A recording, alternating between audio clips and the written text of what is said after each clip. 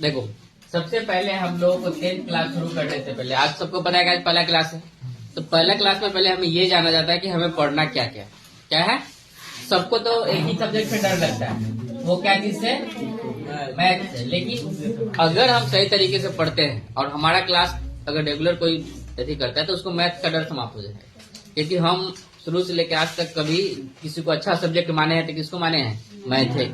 सबसे favourite subject मेरा रहा मैथ, तो तुम लोगों का भी फेवरेट बना देंगे मैथ अगर सही से पढ़ा तो।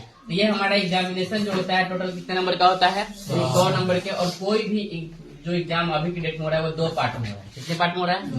एक होता है मेरा ऑब्जेक्टिव, शॉर्ट में लिख रहे हैं, ठीक है, और दूसरा होता है मेरा सब्जेक्टिव। अब ये इसमें क्या होता है ना कि इस सभी सब्जेक्ट के लिए समझ लेना, मतलब ये खाली हम लोग प्रैक्टिकल वाले सब्जेक्ट को अलग बताएंगे, बाकी इसके लिए 3 सब्जेक्ट के लिए ये काम करेगा। कौन कौन सब्जेक्ट के लिए?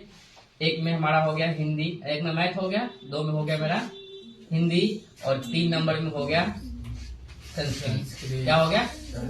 ये 3 सब्जेक्ट जो होते हैं कितने कितने नंबर के होते हैं? 100 नंबर के होते हैं। और ये बहुत ही वैल्यूएबल है हमारे लिए मार्क्स को बढ़ाने में। मतलब जितना ज्यादा अगर हमें अच्छा से अच्छा मार्क्स लाना है, इन 3 चीजों में बेहतर करना होगा तो हम ला सकते हैं, क्योंकि पूरा 100 नंबर का होता है। अब हमने बताया कि कितने पार्ट में एग्जाम होते हैं, 2 पार्ट में।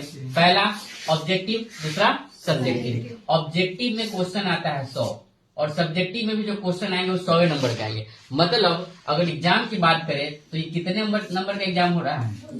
एक सब्जेक्ट कितने नंबर का? मतलब सवाल आ रहा है 200 नंबर का, भले जवाब हमको कितने नंबर का देना है, 100 नंबर का, लेकिन क्वेश्चन कितने नंबर का आ रहा है? 200 नंबर का क्वेश्चन आ रहा है। तो यहाँ से हमारे पास बहुत ऑप्शन है। क्या है हमारे पास? अगर हमें ये क्वेश्चन आ रहा है तो बनाएंगे, नहीं आ रहा है तो क्या करेंगे? फिर ये बनाएंगे। क्योंकि यानी कि डबल ऑप्शन का मतलब ये होता है कि थोड़ा सा मेहनत हम कर ले। अगर कोई बच्चा अगर 100% के जगह पे अगर 80% भी तैयारी करके आएगा तो एग्जाम में वो 100% करके आ सकता है। बिकॉज इसलिए कि हमारे पास सवाल जो 100 को है, इसमें से बनाना कितने क्वेश्चन है हमको? 50। अब 50 को क्या करना है? छोड़ देना है। तो 1 से लेकर 100 तक में 90, 89, 78, 77 जो क्वेश्चन तुमको बनाने आ रहा है तुम उसी को बना, जो नहीं आ रहा है उसको क्या करो?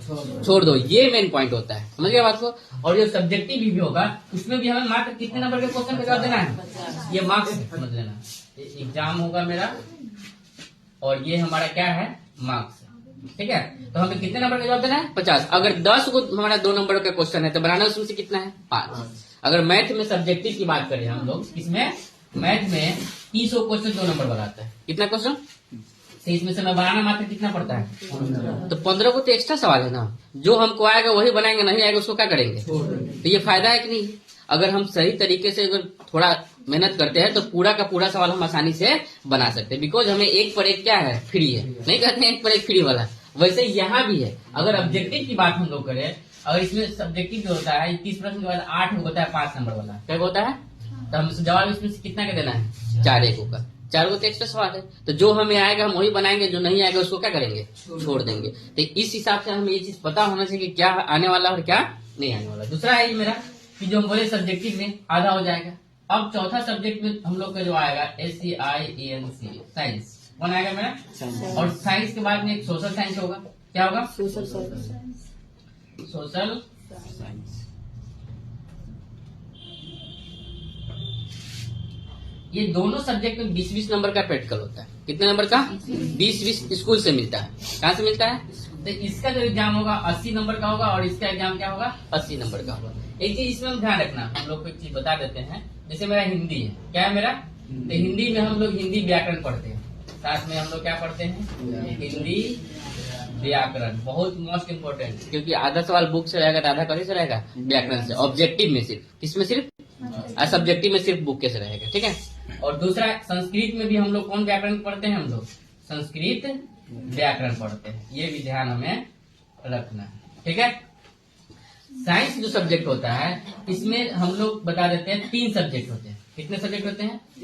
Physics, chemistry, biology. और जैसे ही सोशल साइंस की बात आती है इसमें 5 सब्जेक्ट होते हैं। कितने होते हैं? फिजिक्स मतलब होता है ना भौतिकी, रसायन, जीव विज्ञान, ठीक है। और उसके बाद में सोशल साइंस की अगर हम बात कर ले, किसी बात कर ले, तो सोशल साइंस में आता है मेरा क्या? हिस्ट्री, जियोग्राफी, पॉलिटिकल साइंस, मतलब इसे राजनीतिक शास्त्र कहते हैं, पोल साइंस कह सकते हो शॉर्ट में से, ठीक है।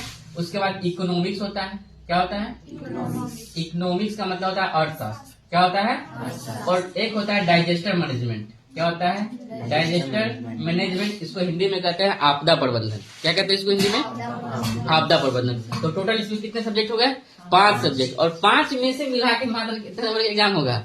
80 नंबर का। यहाँ से 3 सब्जेक्ट मिला है, कितने नंबर का होगा? 80 नंबर का होगा। तो यहाँ पे हमें थोड़ा ज्यादा मेहनत करना पड़ता है। कम मार्क्स का एग्जाम होता है, बट पढ़ना क्या पड़ता है हमको? अलग अलग सब्जेक्ट देख रहे हो ना, इसको पढ़ना होता है। तो इस चीज को भी हमें चैप्टर वाइज ध्यान देना है।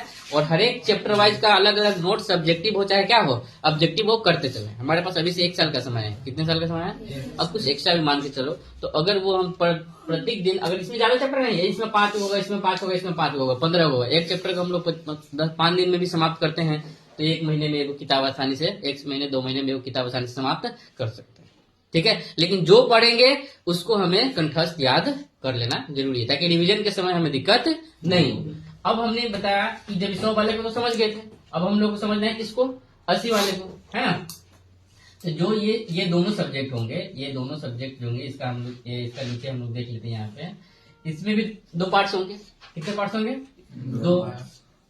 तो इसमें जो क्वेश्चन आएगा 80 को ऑब्जेक्टिव आएगा, और इसमें 80 नंबर का सब्जेक्टिव आएगा। ये 100 का ना था, लेकिन इस कितने का आएगा? 80। और यहाँ से हमें जवाब देने होंगे कितने प्रश्न का? 40 प्रश्न का। और यहाँ से भी 40 मार्क्स का देंगे, मतलब ये हो गए 40 मार्क्स का। और यहाँ पे भी हम लोग कितने मार्क्स का जवाब देंगे? 40 मार्क्स का जवाब देंगे, मतलब आधा क्वेश्चन बनाना है। और सवाल पे इसमें भी क्या रहेगा? 2 गुना। ये किसके लिए है? साइंस और सोशल साइंस। यहाँ से 40 नंबर मिलेगा। तो 40 नंबर तो हम लोग को ऑलरेडी कहाँ से मिल जाता है? स्कूल से। आप फर्स्ट कितना पे है? 300। और ऑब्जेक्टिव देख ही रहा है, खजाना है ऑब्जेक्टिव का। तो ऑब्जेक्टिव पर हम लोग को विशेष भी ध्यान देके चलना है, और सब्जेक्टिव पे भी ध्यान देंगे, क्योंकि दोनों के लेके चलेंगे तभी तो आगे जाकर बेहतर करेंगे। टारगेट कभी छोटा नहीं। अगर किसी को तुम्हें कहता है कि तुम सपना देखो, क्या देखो? तो सपना क्या देखेगा? भिखारी बनने का कि अंबानी बनने का?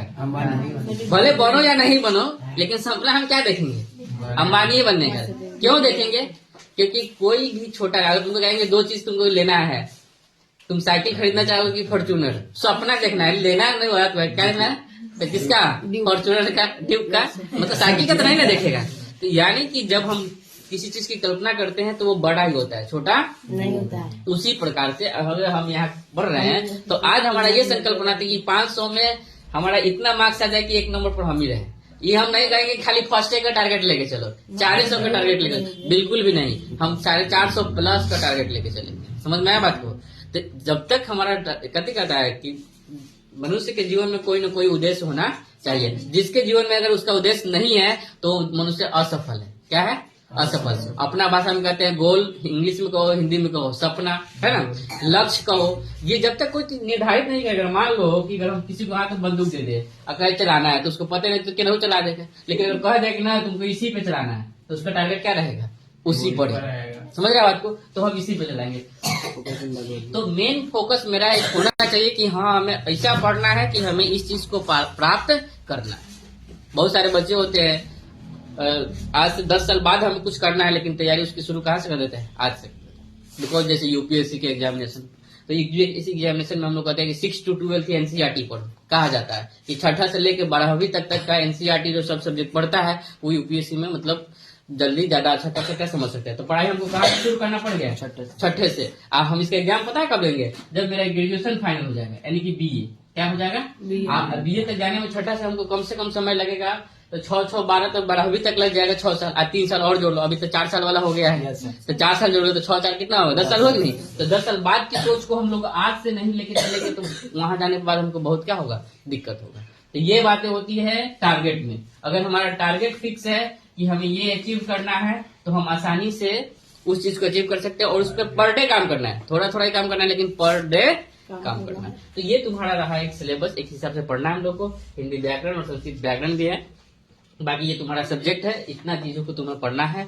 और अभी तक जो पढ़ा ना, उससे कोशिश करना है कि हम ज्यादा समय दे। हम ये नहीं कहते कि हम तुम खाली पढ़ाइए करो। हमारे पास 24 आवर्स है ना, तो उसको 8-8 घंटा में बांट दो। कोई महान व्यक्ति कहा है कि 8 पे कितना हुआ? 8 घंटा सोने के लिए, 8 घंटा किसके लिए? और 8 घंटे जो तुम्हारे पास है उसमें खेलो कूदो काम करो। और बचे 8 घंटे को पढ़ाई को देना है, तभी तुम कुछ बेहतर कर सकते हो। अब तुम लोग तो कहे 8 घंटा कौन पढ़ेगा, 8 घंटा का मतलब लगातार 8 घंटा बैठ के थोड़ी ना पढ़ने के लिए कर रहे हैं। सब चीज का एक टाइमिंग फिक्स करो। मॉर्निंग में 2 घंटा, तुम्हारा क्लास 1 घंटा हुआ कि नहीं हुआ, फिर दोपहर में 2 घंटा करो, फिर इवनिंग में 2 घंटा करो, तो 2 घंटा के लिए तो 6 घंटा तो सही हो गया। आज जैसे ही तुम्हारा एग्जाम नजदीक आ जाएगा, अपने आप तुम्हें समझ में आ जाएगा कि इसको थोड़ा और बढ़ा देना चाहिए। बस ये ध्यान रखना है, दूसरा कुछ नहीं है। तो ये तब होता है जब हमारा टारगेट फिक्स होता है। तो तुम लोग एक बात बताओ, हम तुम 8 को बताए है ना, 8 और 8 24 आवर्स होता है। 8 घंटा सोने के लिए कम है क्या? नहीं। कहा जाता है, डॉक्टर कहता है कि स्वस्थ रहने के लिए कम से कम हमें 6 घंटे की नींद पूरी करनी चाहिए। तो कितने घंटे की? 6 घंटे की। और तुम्हें यहाँ कितना दिया गया? 8 घंटा, जो कि कम नहीं है, बहुत है। खेलने कूदने काम करने के लिए तुम्हें कितने घंटे दिया गया? 8 घंटे। ये भी इसको कम मत समझो। 8 घंटे, 8 घंटे तुम समझ रहे हो? 8 घंटा ड्यूटी करने वाले को पता है 50,000 सैलरी मिलता है। कोई पद के अकॉर्डिंग 1 लाख भी सैलरी मिलता है, मिलता है कि नहीं मिलता है? कोई 1200 कमाता है। हाँ, तो ये 8 घंटे के लिए ना होता है। लेकिन 8 घंटे तुम्हें किस चीज के लिए मिल रहा है? खेलना है, उसी में 1-2 घंटा खेल लिए, चाहे जो भी हो, अपना कार्य भी करना है, सब चीज के लिए। तो इतना चीज हम अदर काम में दे सकते हैं कि इतना खुद को बेहतर करने के लिए नहीं दे सकते हैं।